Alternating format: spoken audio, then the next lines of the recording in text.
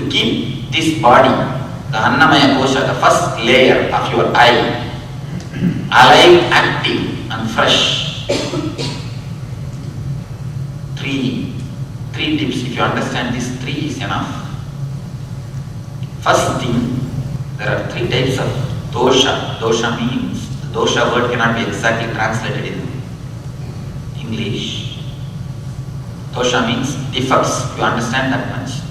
3 kinds of defects are there in the food. If you avoid these 3 kinds of defects, then you will see the body will be alive throughout the day. They call it Jadi dosha, Nimitta dosha, Asraya dosha. These are Sanskrit terms. You understand the meaning? Jadi dosha means by its own nature, the food which should not be taken. There are many food. By its own nature, it is not good for your health. How to find out? After eating, if you feel your stomach or your body, you will feel the uneasiness. All the junk food, all the soda items, all the junk food you can see. After eating, if you just sit and watch your system, you never sit and watch your system. You watch everybody's system. You watch everybody, but you never watch your own being, your own self. You know, all the great masters, they say, your body always speaks to you. You never speak to your body. You never relate with your body. There is a meditation technique in Tantra to relate with your body, in which you are supposed to relate with your body, talk to your body. You feel awkward, what? How to talk with my body? You talk with everybody, but you never talk to yourself. You never sense or you never feel what happens in yourself, in your system. Whenever you take any junk food, you can always see, you feel too much. It is called Jadi dosha. By nature, the food which is to be avoided, non-veg, onion, garlic, green chili, which makes you tense. If you eat the hard food, I have seen, especially the Andhra, gongura chutney, just chili, nothing else.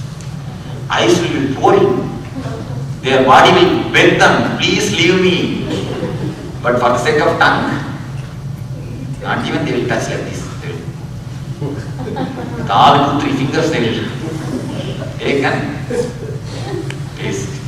Just the word, I think many mouths are giving saliva.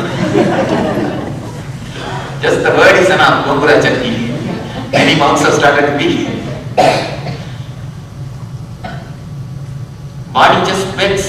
In many times you can see your body begs you to allow itself to leave. But just for the sake of taste, you put everything, anything and everything inside. Alcohol, smoke. By their very nature, the food which has to be avoided, vegetarian, the non-veg food has to be. These are the first thing. The next thing, of course, I'm not going to give any rules, I'm giving only the understanding. Because if I start giving rules, there will be 1,000 questions. If I allow this subject to be questioned, you will see, you will be stuck here itself. No, Swamiji, doctors say this is good, doctors say that is good. Somebody came and told me, Swamiji, doctor said me to drink wine. What should I do? Doctor would have suggested only little bit. But you use that as a visa. What can be done? It is you who has to decide, not me. I'm just giving you the understanding. If you want your being to be alive, to expand to the energy, if you want to keep yourself active, then understand these things. Try your best to follow. I am not giving you any rules or morality. I don't believe in conscience. I believe in consciousness. I don't believe in rules. I believe in experience. So, I am not here to give you any rules, but I can give you some understandings. These are just the research reports. Of course, when you get into some trouble and go to some doctor or some psychiatrist, when he says, you will obey. And rishis or the masters say, we have all our reluctance and all our questions. We want to have all sorts of exemptions. People come and ask me. So, for healing, I give them 1 or 2 diets. Swamiji, can I have a little bit of this? I have to eat my kids, Swamiji. I have no other way. I can have a little bit of exemption. I tell them. For cancers and all, I tell them, please don't eat non-veg for 21 days so that healing will be effective. The healing will be more active. Please don't drink at least for 21 days till you get healed. They say, no, Swamiji, I will go to this party, that party. Then go and die. Who says no? You will decide whether to go and die by cancer or should I get healed. It is your choice. It is their choice. They want the healing also and they want all exemptions also. Whenever we go for exemption, we ask for exemption. What will I tell? If they come and ask me, what can I tell? I cannot say anything strict. I say, all right, carry on. It is only they should decide. Whenever the doctors say, they obey totally. When the masters say it's a little difficult, then they think, no, he is giving it as a morality. He is giving it as a regulations. I am not giving these things as a regulations. I am not giving these things as a morality. I am giving these things as an understanding. The big difference is there. If you think you should not jump the red signal. If you think this is a rule, you always try to jump. If you think this as a rule, what will you do? You will just see if there is no calm. If you take things as a rule, you always try to go beyond because your nature is searching for freedom. Your instinct is asking for freedom. If you take anything as a rule, you will always try to go beyond it. You will try to break it. Don't take these things as a rule. You should not jump the red signal. It's an understanding. If you take that as an understanding, if I jump, if everybody starts jumping, the whole road will be mess. It will be an accident. It is a contract between me and my next person, the other person who drives the car. It is a contract, mutual contract between all of us. It is a contract between you and your next man, you and your other colleague. It is just the understanding. It is not the rule. When you look at the whole thing as this way, you will never feel like jumping the signal. You will never feel like crossing the signal. Because when it becomes understanding, it becomes your blood and bone. If it's a rule, it is only the skin deep. You try to go beyond. So take all these things as understanding, not as a rule. If you take all these things as a rule, as soon as you go, what will you tell? Swami spoke nicely. He can do, he says, Swami, what we can do? We cannot practice all these things. These are all impractical for us, you see. And especially even if we are in India, we could have done something. We are in America, it's a different culture, different society. Nothing. Simply our laziness, our misunderstanding, we put it on the society, we put it on the culture, we put on everybody's head except our head. Except our head, we put everything on everybody's head. Only never reaches our head. Take all these things as understanding, not as a rule. Jati dosha is the thing. Food by its own nature to be avoided. Next thing, nimitta dosha. If there is a dirt, if it is some way became dirty, you shouldn't take. Of course, the hygienic standard of America is really good. So there is no need to bother about the nimitta dosha here. Third is asraya dosha. This is the great thing. This is the thing which you need to understand.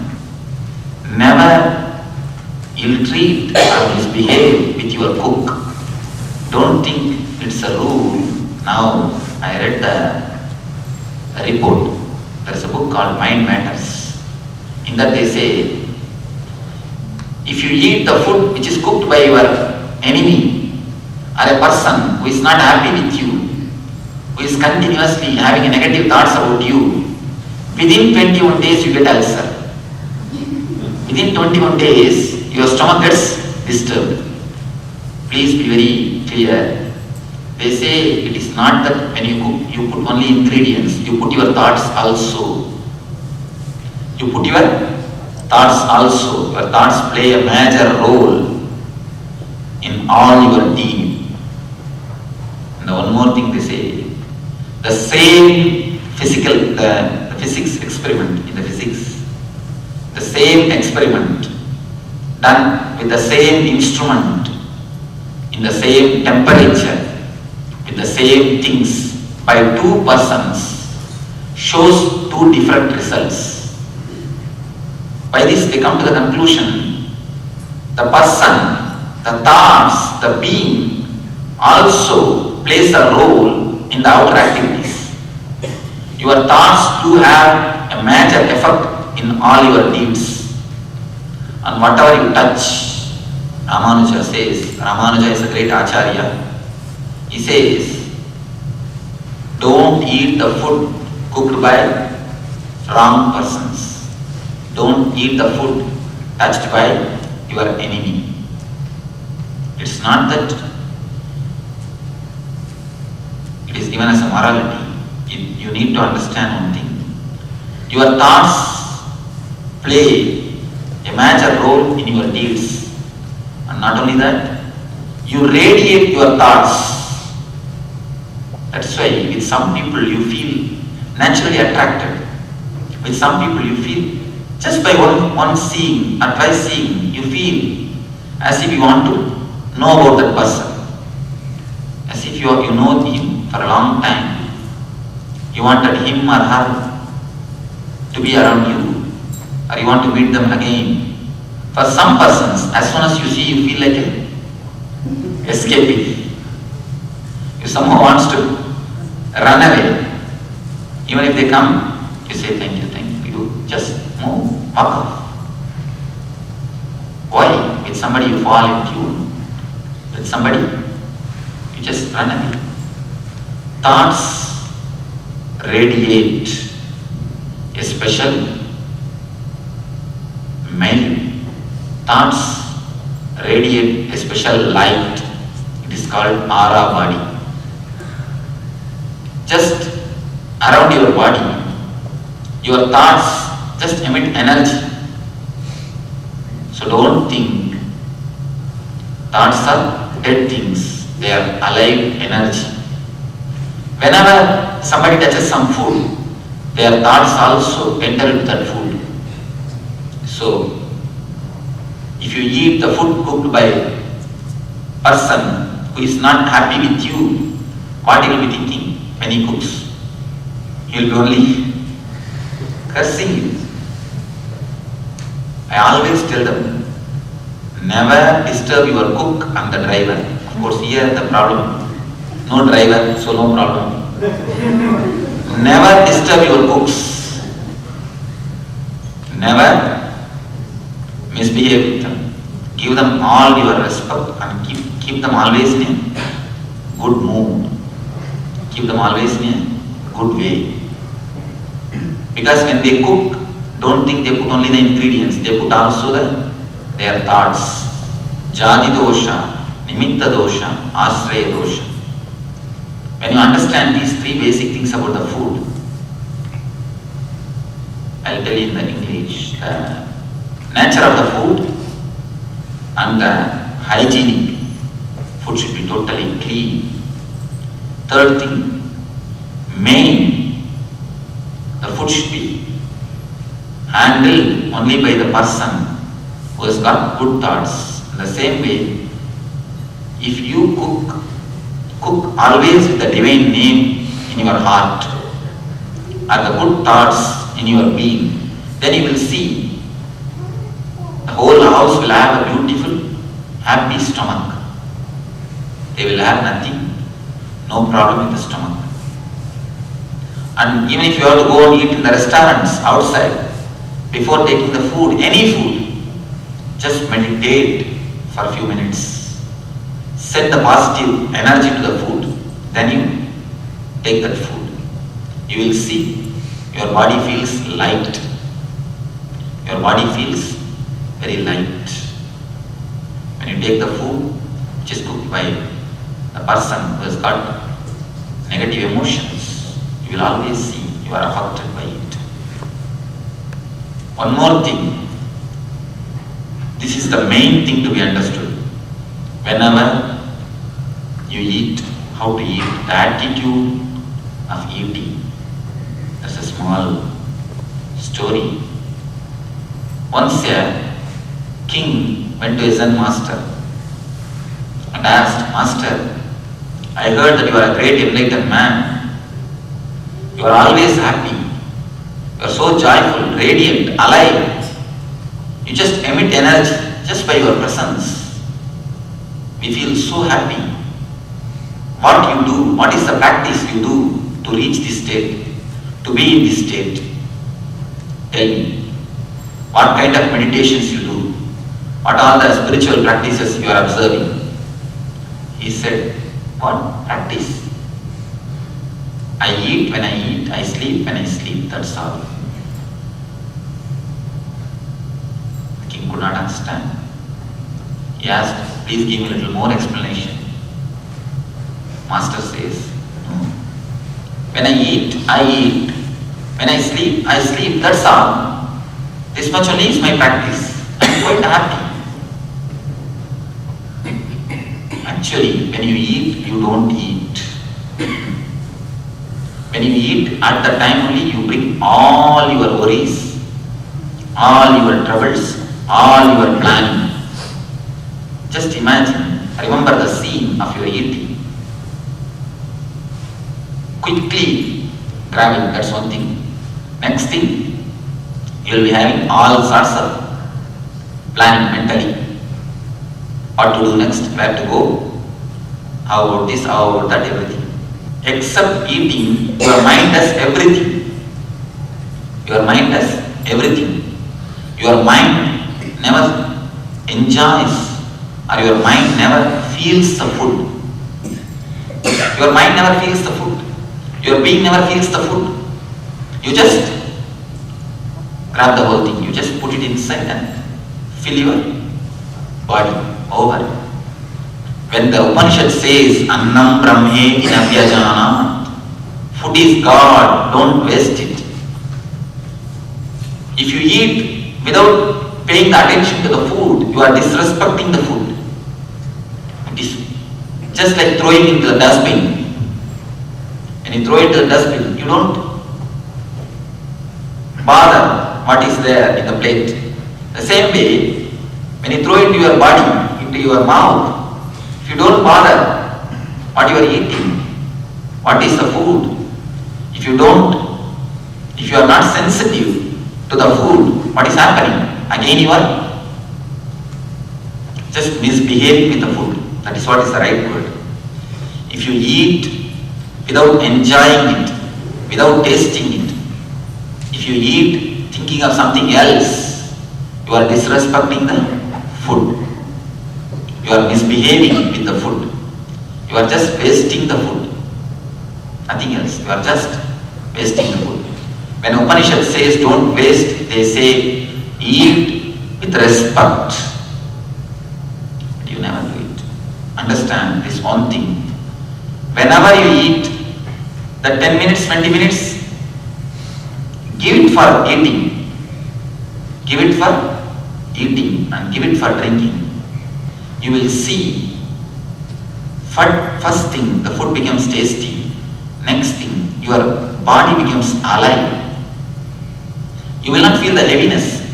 If you eat with awareness, you will never overeat. Because your body has got its own intelligence to control. If you eat with awareness, you will never overeat. And you can very clearly find out which food suits you, which food does not.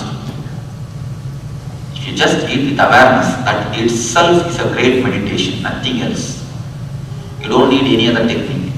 Eating with awareness itself is enough. Itself is enough unto itself. Eating itself can become a meditation. Next thing, you will never overeat. Third thing, your body itself will understand what is good for you and what is not good for you. Your whole food habit will be regularized if you eat with the awareness.